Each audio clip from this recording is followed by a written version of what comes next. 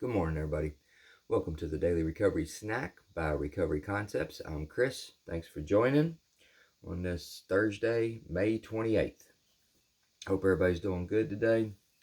Got over the hump yesterday and heading toward the weekend again. I'm about wore out, but that's typical for me at this stage, this season of life. But good news is I don't have a whole lot I got to do.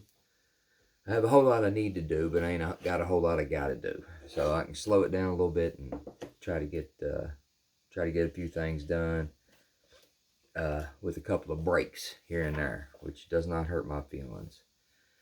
Let's see what we got going on today. Y'all pardon me, I'm just waking up. The coffee is not fully in me yet. Got a quote from Kenneth Tynan. A critic is a man who knows the way but can't drive the car. Out loud and everything. It is easy for us to be critical. It's a way for us to hide the fears and other feelings that we don't know how to deal with. During our active addiction, as our life became more fearful, we became more negative.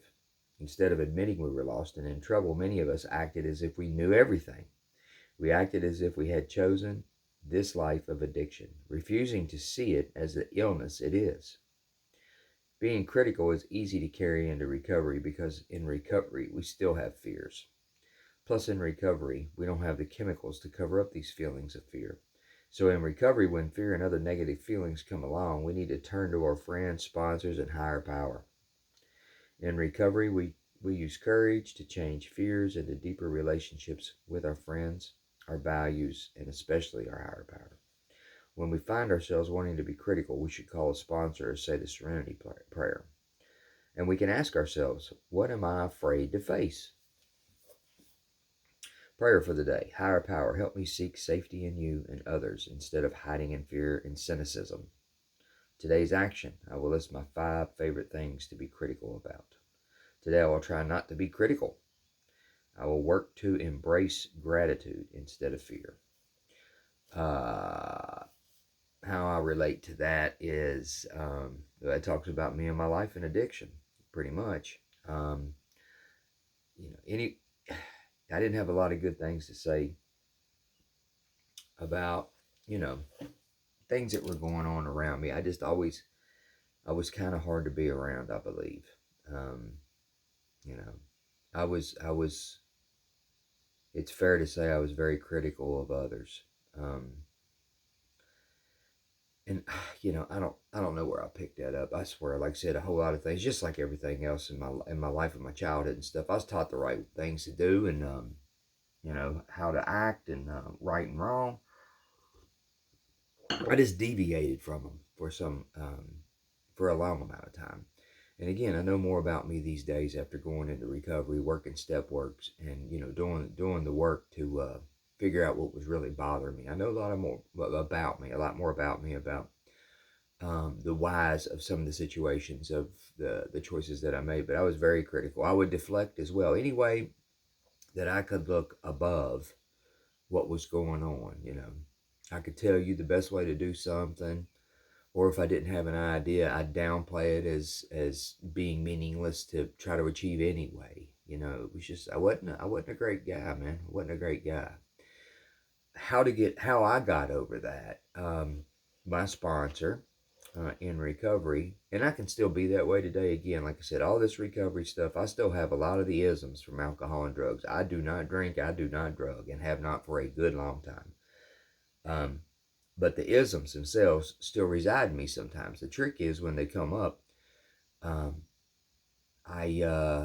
face them, I correct them, and I try to be a little bit more engaged with what happened, how this occurred, how did this behavior show back up again, and we're going to figure out how to try to make that not happen again.